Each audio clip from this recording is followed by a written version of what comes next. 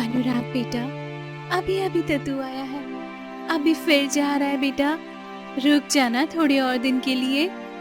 आप जानती हो ना कि मैं एक फौजी हूँ। जितनी ज़रूरत मेरी यहाँ है उससे ज़्यादा ज़रूरत मेरी सरहद पर है। जी, कम से कम हमारे बच्चों के लिए तो रुक जाइए। ठीक से 1 महीना भी नहीं हुआ और अभी से आप जा रहे हैं। मैं जानता हूँ श्रुति, लेकिन मैं अपने फर्ज के आगे मजबूर हूँ। लेकिन मैं वादा करता हूँ कि मैं जल्दी वापस आऊँगा। अनुराग एक फौजी होता है जो कुछ समय पहले ही छुट्टियों में अपने घर आया होता है। अनुराग की पत्नी श्रुति ने कुछ समय पहले ही अपने बेटे को जन्म दिया था। अनुराग ने अभी तक अपने बच्चे को ठीक से खिलाया तक नहीं होता है कि तभी अचानक सरहद पर जंग छिड़ जाने की वजह से अनुराग को सब कुछ छोड़कर अपने देश के लिए जाना होता है। अनुराग बाकी फौजियों के साथ लखनपुर रेलवे स्टेशन से आर्मी से भरी ट्रेन पकड़ता है और सरहद के लिए निकल जाता है। मेरा बस चला तो मैं देश के सभी दुश्मनों को एक साथ ही बम से उड़ा दूं, और मेरा बस चला तो मैं किसी दुश्मन को पैदा ही ना होने दूं। ट्रेन के अंदर बैठे सभी फौजी सरहद पर पहुंचने का इंतजार कर रहे होते हैं, लेकिन कई घंटे बीत जाने के बाद भी वो सरहद पर नहीं पहुंचते। इतने घंटे में तो हमें सरहद पर पहुंच जाना चाहिए था, लेकिन 6 घंटे हो चुके हैं और हम अभी तक नहीं पहुंचे। कुछ तो गड़बड़ है। हमें ट्रेन ड्राइवर के पास जाना चाहिए। देव, अनुराग, आशीष जल्दी से ट्रेन ड्राइवर के कैबिन में जाते हैं और देखते हैं कि कैबिन में कोई भी ट्रेन ड्राइवर नहीं है और ट्रेन ऑटो मोड पर चल रही है। ये क्या? ये ट्रेन ड्राइवर ट्रेन को ऑटो मोड पर डालकर कहाँ चला गया?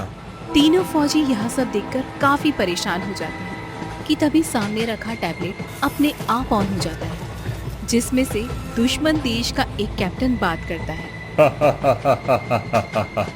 मुझे तो लगता था कि भारत देश के फौजी बहादुर होने के साथ साथ बड़े ही समझदार होंगे, लेकिन तुम लोग तो काफी नासमझ निकले। 4 घंटे का रास्ता 6 घंटे में कब बदल गया, ये तुम लोगों को अब जाकर पता चला। हम तुम्हें छोड़ेंगे नहीं। मुझे नहीं पता, अब तुम इस दुनिया को ही छोड़कर जा रहे हो। जिस ट्रेन में तुम हो उस पूरी ट्रेन में मैंने बम फिक्स कर दिए हैं और अगले 1 मिनट में सारे बम फटने वाले हैं। अगर इस 1 मिनट में किसी को बचा सकते हो तो बचा लो। इतना कहते ही टैबलेट अपने आप ऑफ हो जाता है। अनुराग, देव और आशीष कुछ समझ पाते इससे पहले ही ट्रेन के अंदर बम ब्लास्ट हो जाता है और देखते ही देखते फौजियों से भरी वो ट्रेन लाशों में बदल जाती है। लेकिन कहते हैं ना कि जब तक किसी इंसान का अधूरा काम पूरा न हो जाए, उसकी आत्मा इस दुनिया को छोड़कर कभी नहीं जाती। शरीर त्यागने के बाद भी सारे फौजियों की आत्मा एक होकर अभी भी अपने देश के लिए लड़ने को तैयार थी। जवानों, हमारा शरीर जलकर भले ही शहीद हो गया है, लेकिन हम अपनी इन आत्माओं के साथ अपने देश की रक्षा जरूर करेंगे। भूतिया फौजों से भरी हुई ट्रेन जंग करने के लिए सरहद तक पहुंच जाती है और एक एक कर सभी भूतिया फौजी उस ट्रेन से उतरते हैं और हाथों में हथियार लिए दुश्मन देश की फौजियों पर हमला करते हैं। ये सब क्या हो रहा है? हमने तो सोचा था कि भारत देश के फौजी हमसे लड़ेंगे, लेकिन ये तो भूत है। अब हम क्या करें? मेरी मानो तो जल्दी से यहाँ से भागो, अगर अपनी जान प्यारी है तो। अगर यहाँ से जान बचाकर भागेंगे तो वो कैप्टन हमें मार डालेगा। जब तक जान है तब तक इन पर हमला करते जाओ।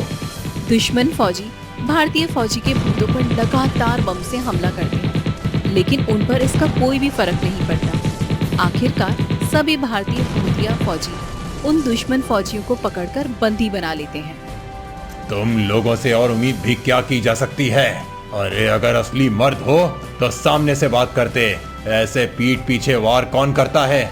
लेकिन हम तुम्हारी तरह नामर्द नहीं हैं। हमें देखो, मरने के बाद भी हम भूत बनकर अपने देश के लिए तुमसे लड़ने आए हैं। एक एक कर सभी भूतिया फौजी दुश्मन फौजियों को मार देते हैं, जिसे देखकर उन सभी का सीनियर कैप्टन जल्दी ही अपनी गाड़ी में बैठकर सरहद से दूर निकल जाता है। ये तो यहाँ से चला गया, लेकिन हम इसे छोड़ेंगे नहीं। इन दुश्मनों को तो हमने मार गिराया, लेकिन अभी भी बहुत दुश्मन बाकी हैं।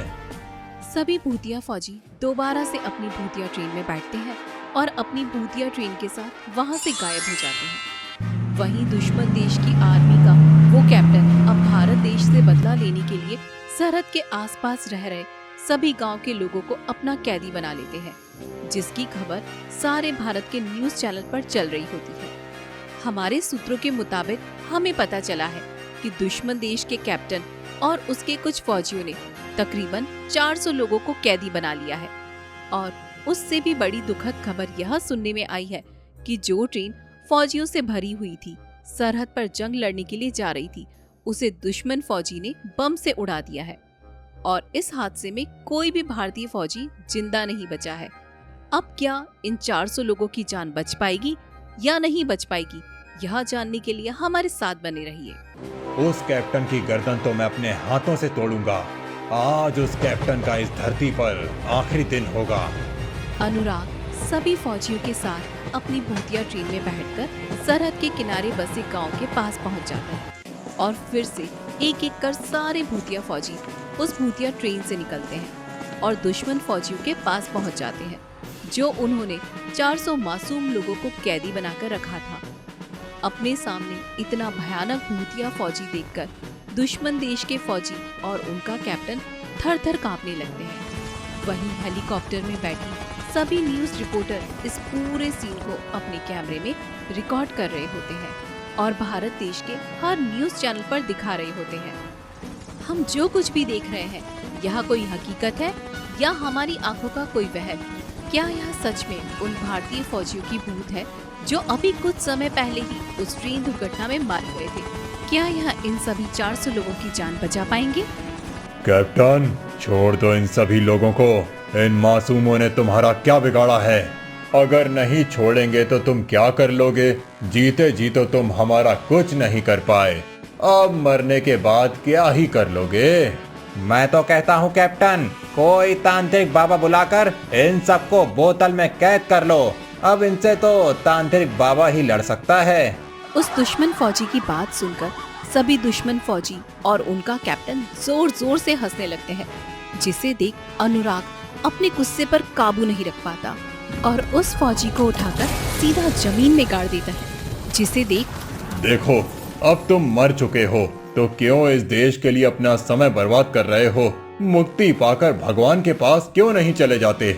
हमारा शरीर, हमारी आत्मा तो क्या, जब तक हमारे शरीर का तिनका तक रहेगा तब तक हम अपने देश की रक्षा करने से पीछे नहीं हटेंगे। सभी भूतिया फौजी मिलकर एक एक दुश्मन फौजी को मार गिराने लगते हैं और उन सभी मासूम 400 लोगों को दुश्मन फौजियों की कैद से आजाद करवा देते हैं। सारे दुश्मन फौजियों को मारने के बाद अब सिर्फ उनका कैप्टन ही बचता है।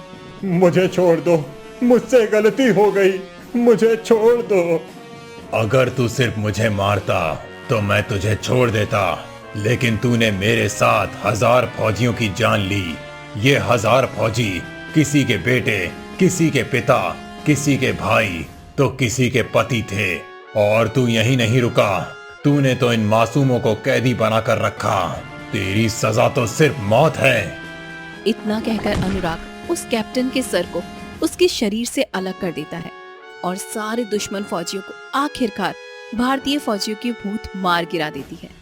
थोड़ी देर में न्यूज रिपोर्ट के जरिए जो भारतीय फौजी उस ट्रेन दुर्घटना में मारे गए थे, उन सब के परिवार वहां पर आ जाते हैं, जिसमें से एक अनुराग का भी परिवार होता है। अनुराग अपने परिवार को देखकर उनके पास जाता है। हे भगवान, बेटा ये क्या हो गया?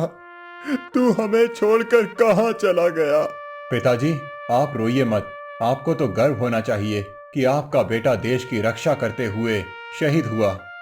पिताजी, अनुराग बिल्कुल ठीक कह रहे हैं। मुझे आप पर गर्व है कि आप देश के लिए शहीद हुए हैं और मरने के बाद भी आप रुके नहीं। आपने और इन सभी भूतिया फौजियों ने मिलकर देश की रक्षा की है और कई लोगों की जान बचाई है।